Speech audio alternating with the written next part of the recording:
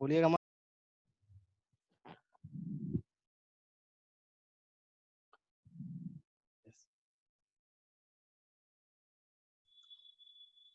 जो आज की बहुत चर्चित विषय है नई शिक्षा नीति, इसके बारे में जानना चाहेंगे क्योंकि यह एक बहुत महत्वपूर्ण विषय है और हम सभी प्रत्यक्ष या अप्रत्यक्ष रूप से इस विषय से जुड़े हुए।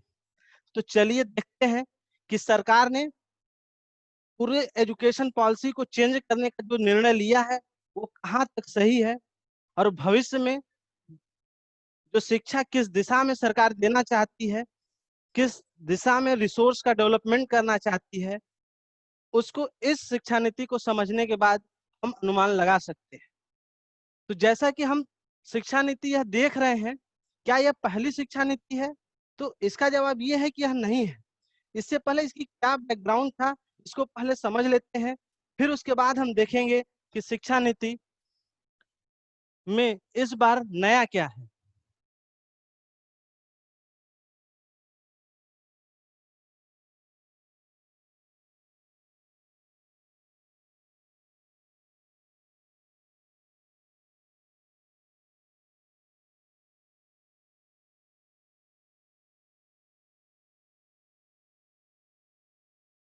तो देखिए, जैसा कि मैंने अपना बोर्ड तैयार किया है, नई शिक्षा नीति न्यू एजुकेशन पॉलिसी, जिसको सबसे पहले इनिशिएट राजीव गांधी ने 1986 में भारत की पहली स्वदेशी शिक्षा नीति लेके आए थे।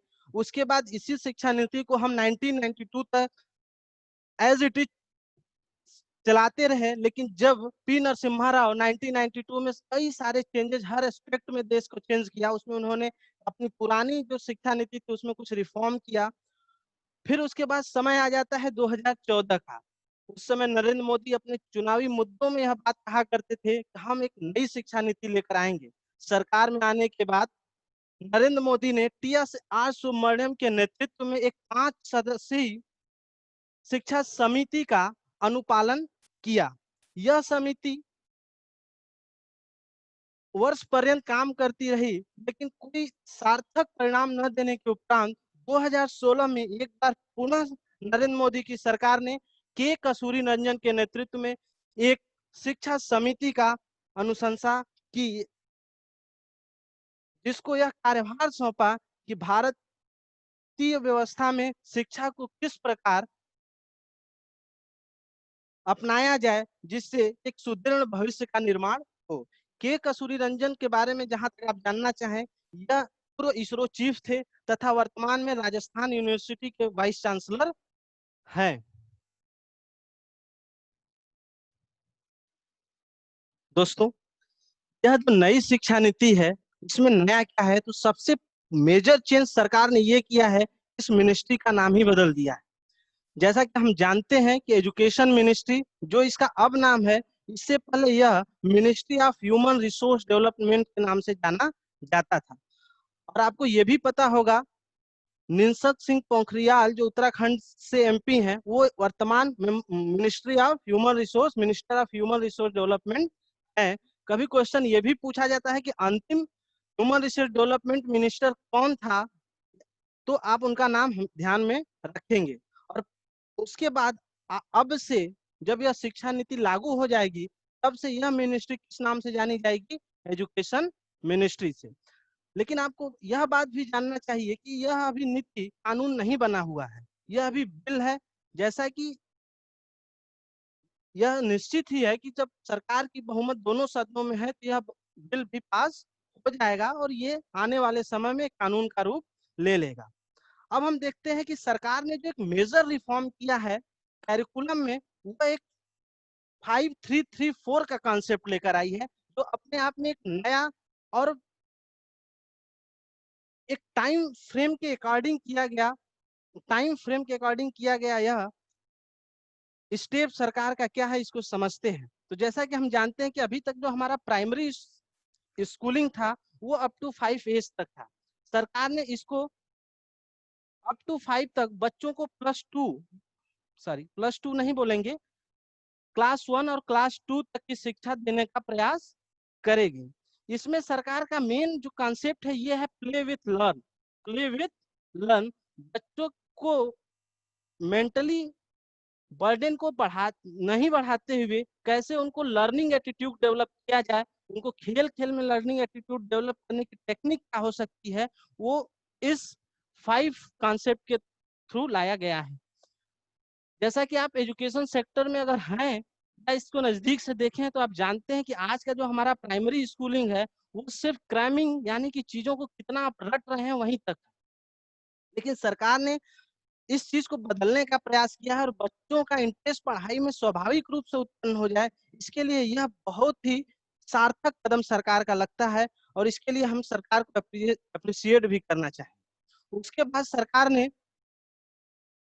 5+3 में 3+4+5 यानी class 3 class 4 class 5, class 3 class 4 class 5, इसमें भी सरकार का ओरिएंटेशन बच्चों को लर्निंग एटीट्यूड जो उनके इन्वायरमेंट में है उससे डेवलप करने की बात हो रही है।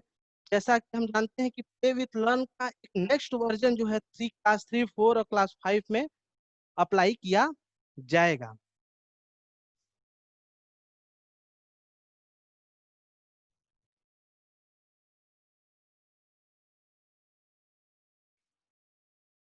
चलिए आगे हम देखते हैं कि जो हमारा +3 इसके बाद का है उसमें सरकार 3 क्लास को फोकस कर रही है जिसमें कहा गया 6 7 8।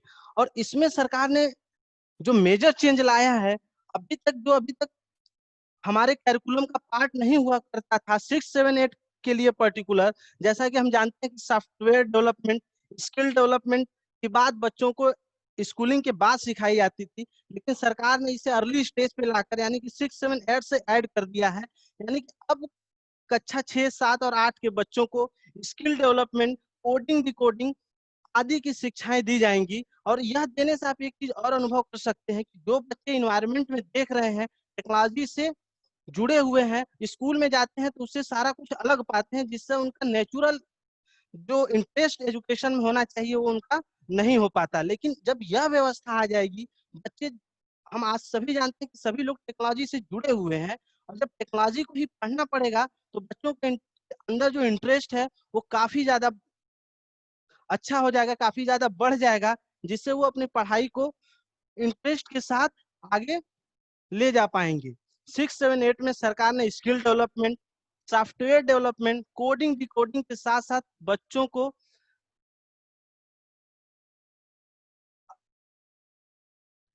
सरकार ने स्किल डेवलपमेंट, सॉफ्टवेयर डेवलपमेंट के साथ साथ सरकार इनको इंटर्नशिप देगी, जिससे अगर उनका वर्क अच्छा हो रहा है तो वो उसपे और भी आगे परस्यू कर सकते हैं इनकम के साथ। यह भी सरकार का कदम बहुत ही सराहनीय है और भविष्य को देखते हुए एक अच्छा कदम माना जा सकता है। जैसा कि लास्ट स्टेप जो स्कूलिंग का +4 है वो 9 10 11 12 क्लास को टारगेट कर रहा है। इसमें सरकार ने गोल ओरिएंटेड और एनालिटिकल व्यू के साथ एजुकेशन को प्रमोट करना चाहती है, जिसमें सरकार ने बच्चों को जो उनका गोल है, अभी जो हम शिक्षा व्यवस्था देखें तो उसमें क्या है, बच्चों को अनावश्यक चीजें पढ़ाई जा रही हैं जिनका भविष्य में उनके भविष्य के लिए कोई उपयोगिता नहीं है। इसको ध्यान में रखते हुए सरकार ने सिलेबस को चेंज किया है और ऐसा सिलेबस लाया है जो बच्चे के पर्टिकुलर जो गोल है उसके अकॉर्डिंग उसकी पढ़ाई हो, एनालिटिकल अप्रोच लेके चला जाए। अभी तक हमारी जो शिक्षा व्यवस्था का सबसे बड़ा कमी है कि हम कॉन्सेप्ट और थियरी पे ज्यादा फोकस कर रहे हैं, प्रैक्टिकल पे हम फोकस कर रहे हैं, जिस वजह से बच्चे खुद अगर सीख के कॉन्सेप्ट डेवलप करेंगे तो वो उनके हमेशा के लिए हो पाएगा, वो हमेशा से उसको सीख जाएंगे। लेकिन अभी क्या है, सिर्फ थियरी पे हम फोकस कर रहे हैं और हमारा पढ़ाई 9 10 11 12 के लिए सिर्फ और सिर्फ मार्क ओरिएंटेड है, मार्क को कितना ज्यादा से ज्यादा हम ला पा रहे हैं। इसको सरकार ने बदला है और सरकार ने गोल ओरिएंटेड स्किल डेवलपमेंट और एनालिटिकल अप्रोच के साथ 9 10 11 12 की क्लास को इनिशिएट करेगी, जिससे बच्चे अर्ली स्टेज में ही कैरियर ऑप्शन के साथ परस्यू करेंगे, अपने पैशन को कैरी ऑन कर सकते हैं। अब इस एजुकेशन पॉलिसी में और क्या नया है इसके बारे में चलिए बात करते हैं। जैसा कि हम अपनी चर्चा को आगे बढ़ाते हुए इस शिक्षा नीति में 12 के बाद, क्लास 12 के बाद क्या क्या सुधार हैं, क्या क्या नई चीजें हैं, उसके बारे में हम चर्चा करने जा रहे हैं, उसके बारे में बात करने जा रहे हैं। तो जो सबसे पहला और मेजर चेंज सरकार ने किया है, एक एकेडमिक क्रेडिट बनाने जा रही है जो एक पर्टिकुलर स्टूडेंट का होगा। और इससे फायदा क्या होने वाला है, तो ये समझते हैं। सबसे बड़ा फायदा इसमें होने वाला है कि अगर आप इंटर के बाद बीटेक का कोर्स परस्यू कर रहे हैं, लेकिन 1 साल करने के बाद आपको पता चला कि मेरा इंटरेस्ट इसमें नहीं है, तो आपको उस समय लगता था, अभी जो हमको लगता है कि हमारा 1 साल जो है बर्बाद हो रहा है, लेकिन अब बर्बाद होने वाला नहीं है। जो आपका एकेडमिक क्रेडिट बनेगा, उसमें उस चीज को क्या किया जाएगा, नोट किया जाएगा। अगर आप किसी एग्जाम के लिए जाते हैं, इंटरव्यू के लिए जाते हैं, तो आपका वह डाटा सेव होगा और कोई भी उसे देख सकता है कि आप बीटेक में 1 साल के लिए इनरोल हुए थे। दूसरा, अगर आपके पास एक्स्ट्रा करिकुलर एक्टिविटी है, जैसे आप किसी गेम में अच्छा कर रहे हैं, किसी डिबेट के लिए अच्छा कर रहे हैं, या कुछ आपका पैशन है जिसमें आप उस अच्छा कर रहे हैं, वो भी आपका एकेडमिक क्रेडिट का पार्ट माना जाएगा। जिससे फायदा यह होगा कि लोग अभी तक सोचते थे कि जो पढ़ना है सिर्फ पढ़ाई ही करना है, वो सोचेंगे कि अगर हम पढ़ने के साथ साथ अपना जो पैशन है उसको भी फॉलो कर रहे हैं, तो वो भी हमारे एकेडमिक क्रेडिट को बढ़ाएगा, जिसका फायदा हमें अपने कैरियर को जनरेट करने में मिलने वाला है। तो यह सरकार का कदम बहुत ही सराहनीय है और हम सभी को इसके लिए अप्रिशिएट करना चाहिए। दूसरा, सरकार ने कॉमन इंट्रेंस टेस्ट लेके आई है, जो सारे यूनिवर्सिटीज का इंडिया के लेवल पे कॉमन टेस्ट होगा, जिसके आधार पे आपको क्या ग्रेजुएशन के लिए एंट्री मिलेगा। अभी तक क्या था बच्चों कि कई सारी जो फर्जी यूनिवर्सिटीज होते थे, कॉलेज होते थे, वो क्या करते थे, अपना टेस्ट ऑर्गेनाइज करके बच्चों को लाइव के साथ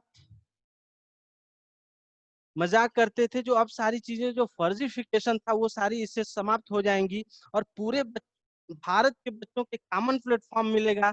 वो जिस योग्यता का होगा, उस योग्यता के अनुसार अपनी क्लास कॉलेजेस और यूनिवर्सिटीज को सेलेक्ट कर सकता है। तो यह भी एक अच्छा कदम माना जा सकता है। और दूसरा, सरकार ने किया common curriculum for whole India. That means अभी तक सारे स्टेट का अपना अपना सिलेबस होता था, अपना अपना कैरिकुलम होता था।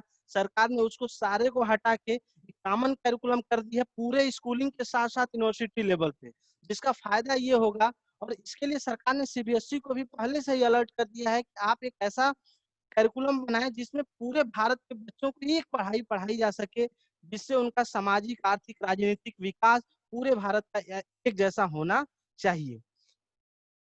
तो कॉमन कैरिकुलम की बात हो चुकी है। और तीसरा, सरकार जो है रिमूविंग ऑफ इंग्लिश कंपल्सन, यह सबसे मेजर ड्रॉबैक था हमारे अनुसार भारतीय एजुकेशन सिस्टम में। क्योंकि ज्यादा तो जो बच्चे जो एजुकेशन में अच्छा करना चाहते हैं लेकिन कर नहीं पा रहे हैं, इसका सिर्फ और सिर्फ एक ही रीजन है कि वो लैंग्वेज में अपने आप को कहीं ना कहीं पिछड़ा हुआ समझ रहे हैं। और लैंग्वेज सोसाइटी की चीज है, इसको आप अचानक नहीं सीख सकते। और बच्चा पढ़ने आ रहा है, उसको आप एक एक्स्ट्रा बर्डन दे पा रहे हैं वो इंग्लिश का, जिस वजह से वो पढ़ाई में अपने आप को पीछे हटाता जा रहा है। तो सरकार का यह सबसे अच्छा और चमत्कारिक कदम है कि इंग्लिश कंपल्सन को खत्म कर रही है। और इससे जो है हमारी अपनी भाषा में एजुकेशन को प्रमोट करेंगे। अगर भाषा मदर लैंग्वेज में होगी, तो जैसा कि विवेकानंद ने कहा था, जिस दिन मदर लैंग्वेज भारतीय सीखने लगेंगे, उस दिन भारतीय असली शिक्षा सीखेंगे और असली ज्ञान का प्रकाश जो है दुनिया को देंगे। Same syllabus for whole country जो भी करिकुलम का ही पार्ट है, सरकार ने इसको भी अडॉप्ट किया है इस न्यू शिक्षा नीति के तहत। यह भी एक सराहनीय कदम है। इसके साथ साथ सरकार ने एथिक्स को भी करिकुलम का पार्ट बनाया है। अभी तक एथिक्स सोसाइटी की जो चीज होती थी, नीति की बात, नीति आपको सोसाइटी के साथ कैसे पेश आना है, ये सारी चीजें सोसाइटी आपको सिखाती थी, लेकिन आज यह भी करिकुलम का पार्ट बनने जा रहा है। यानी कि सरकार ने एथिक्स को भी प्रॉपर इंपॉर्टेंस दिया है, यानी जिसको हम हिंदी में नीति शास्त्र बोलते हैं।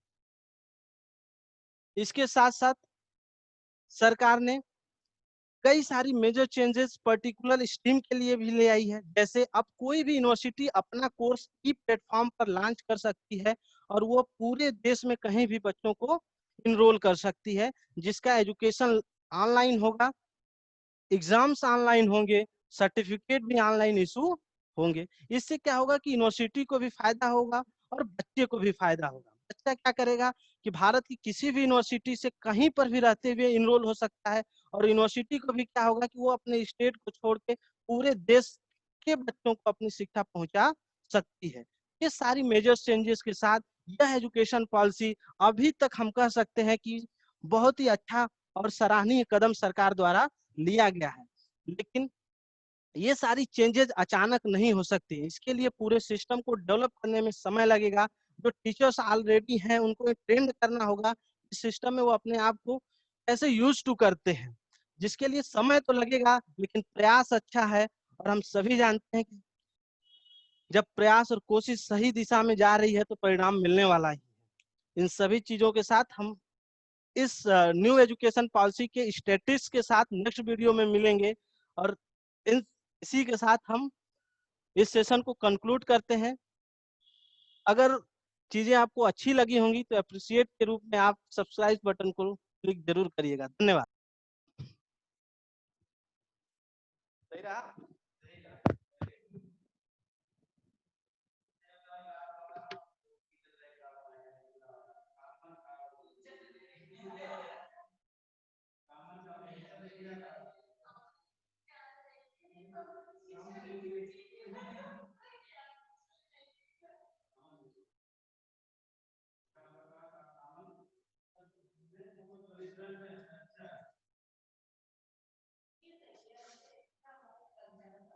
हम पहले ही बात बता रहे थे कि ये हमने कहा कि भारत में सिर्फ हिंदी में पढ़ाना लिखाना शुरू कर दिया। चाइना ने किया है, चाइनीज भाषा में सिखाते हो, दुनिया का